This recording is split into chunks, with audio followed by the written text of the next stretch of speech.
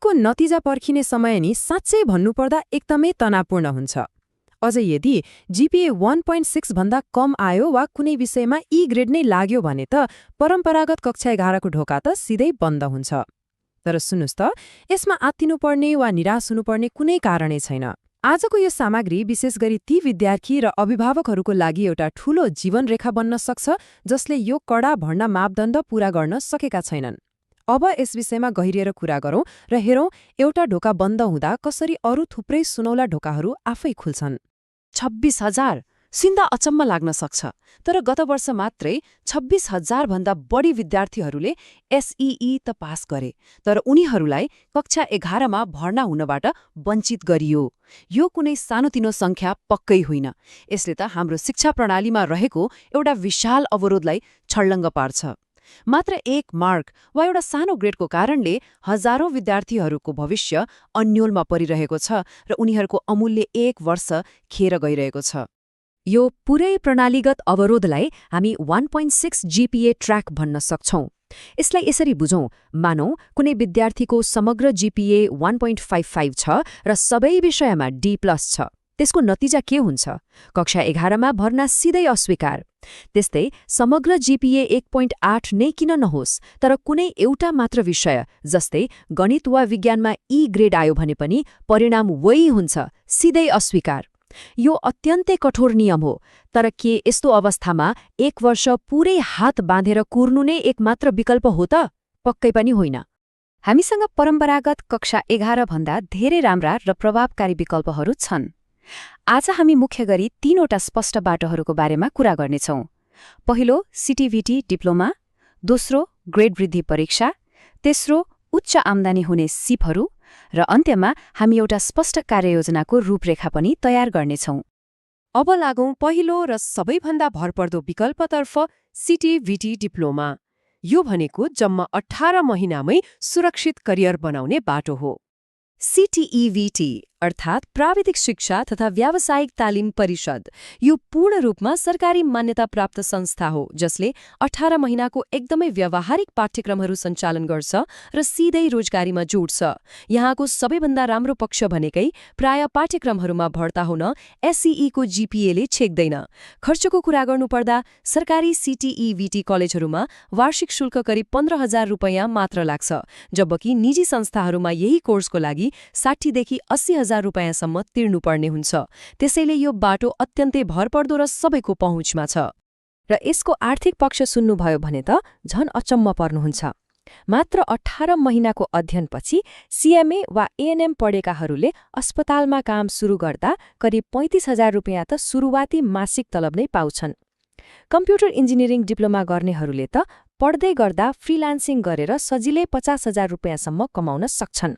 अझ सब overseer civil जस्ता course गरेपछि दुबई वा कतार जस्ता देशहरूमा महिनाको 80,000 भन्दा बढीको माग छ। साथै जेटीए कृषि जस्ता क्षेत्रमा सरकारी जागिरका प्रशस्त अवसरहरू छन् र इजरायल वा कोरिया जाने विशेष सरकारी कार्यक्रमहरू पनि उपलब्ध छन्। परम्परागत बाटो मात्रै सफलताको ग्यारेन्टी हो भन्ने भ्रम आजैबाट हटाउँ। एकातिर हेर्नुहोस्, एउटा विद्यार्थीले 2.0 जीपीए ल्याउँछ, कक्षा 11 र 12 पढ्छ, ब्याचलर सक्छ, तर 4 वर्षपछि पनि हातमा सर्टिफिकेट बोकेर बेरोजगार बस्नुपर्ने अवस्था आउन सक्छ। तर अर्कोतिर एसईईमा मात्र 1.4 जीपीए ल्याएको विद्यार्थीले सीटीभिटीबाट सीएमए गर्छ र आज नर्विक जस्तो प्रतिष्ठित अस्पतालमा मासिक 45,000 रुपैयाँ तलबमा सम्मानजनक काम गरिरहेको हुन्छ।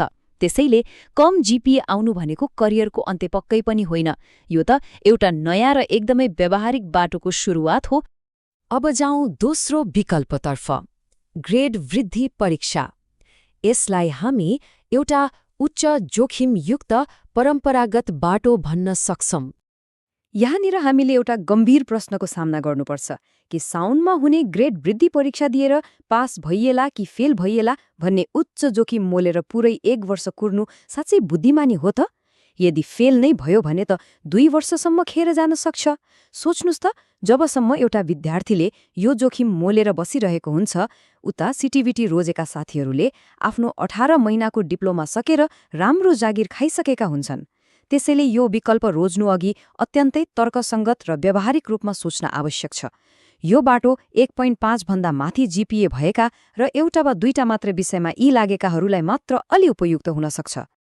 अब कुरा गरौँ तेस्रो विकल्पको, उच्च आम्दानी हुने सिपहरू। आजको जमानामा डिग्री होइन, केवल क्षमता र सिप बिग्छ। अहिलेको बजारमा साँच्चै कस्ता सिपहरूको अत्यधिक माग छ त?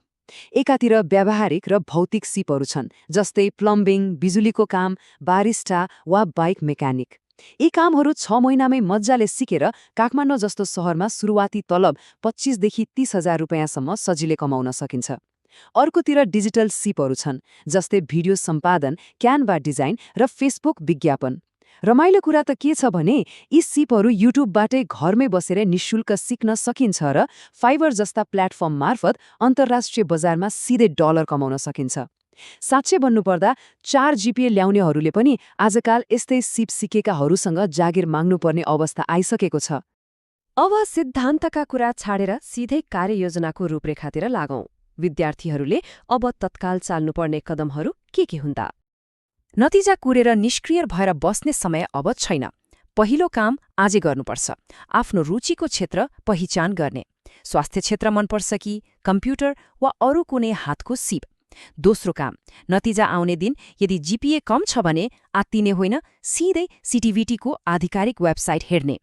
तेस्रो काम, जेटको पहिलो हप्ता खोल्ने सरकारी प्राथमिकताका फारमहरू भर्न एकदमै महत्त्वपूर्ण छ, किनभने त्यहाँ सिट सीमित हुन्छन् र राम्रै प्रतिस्पर्धा हुन्छ।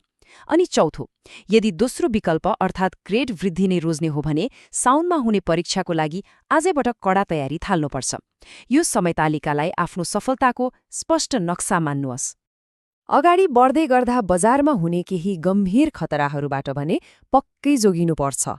अहिले बजारमा धेरै नक्कली डिप्लोमा कन्सल्टेन्सी र प्रमाणीकरण नभएका संस्थाहरू छन्, जसले विद्यार्थी र परिवारको बाध्यताको फाइदा उठाउन खोज्छन्। आधिकारिक सीटीभीटी लोगो नभएका कुनै पनि संस्थामा आफ्नो पैसा र अमूल्य समय बर्बाद गर्दै नगर्नुहोस्। भर्ना हुनु अघि सधैँ इन्टरनेटमा गएर त्यो संस्थाको सीटीभीटीसँगको आबद्धता प्रमाणित गर्न नबिर्सिनुहोला। सजगता नै सबैभन्दा ठूलो सुरक्षा हो नि, होइन र? अन्त्यमा हामी सबैले आफैलाई एउटा गम्भीर प्रश्न सोध्नु जरुरी छ। के सीईई साँच्चै हाम्रो सफलताको अन्तिम मापन हो वा यो त जीवनको एउटा सामान्य पहिलो छनौट मात्र हो? अघिल्लो वर्ष ग्रेड 11 पढ्न नपाएका ती 26,000 विद्यार्थीहरूमध्ये धेरैले आज प्राविधिक शिक्षा र सिप मार्फत आफ्नो जीवन पूरै परिवर्तन गरिसकेका छन्। कक्षा 11ले अस्वीकार गर्नु भनेको निराशा हुँदै होइन, यो त परम्परागत प्रणालीभन्दा माथि उठेर आफूलाई प्रमाणित गर्ने एउटा शानदार अवसर हो। आफ्नो क्षमता चिन्नुहोस् अनि दृढताका साथ अगाडि बढ्नुहोस्।